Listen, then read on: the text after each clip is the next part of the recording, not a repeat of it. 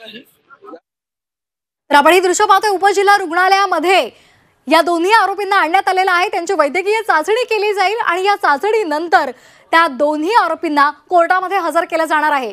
आज सकाळी संतोष देशमुख यांच्या हत्येप्रकरणी फरार असलेल्या 3 पैकी दोघांना पोलिसांनी अटक केलेली आहे।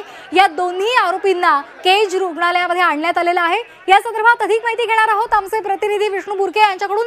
विष्णू, दोन्ही आरोपींना आता केज उपजिल्हा रुग्णालयामध्ये आणण्यात आलेलं आहे, चाचणी केली जाईल आणि त्यानंतर कोर्टामध्ये नेलं जाईल। काय अधिकचे अपडेट्स आहेत? मध्ये त्यांना ठेवण्यात आलं होतं, त्या ठिकाणी देखील त्यांची चौकशी झाली आहे। चौकशीनंतर आता पुन्हा एकदा तपासणीसाठी उपजिल्हा रुग्णालय जे केस आहे त्या ठिकाणी पोहोचले आहेत। या ठिकाणी त्यांची जे आहे ते वैद्यकीय चाचणी पुन्हा एकदा केली जाणार आहे, कारण कोर्टात हजर करण्या अगोदर जे आहे ते आरोपींची चाचणी करणं गरजेचं असतं। त्या दोघांची देखील आता चाचणी केली जाणार आहे आणि त्यानंतर त्यांना कोर्टामध्ये हजर करण्यात आलं आहे। खरं तर काही वेळामध्ये त्यांना कोर्टासमोर हजर केलं जाणार आहे।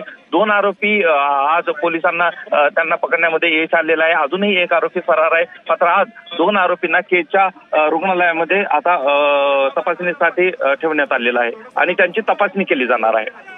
विष्णू, या आधी सुद्धा त्यांची जी तपासणी झालेली आहे, चौकशी झालेली आहे, त्यातून काय माहिती समोर आली आहे का? खरं तर त्यांची चौकशी झालेली आहे।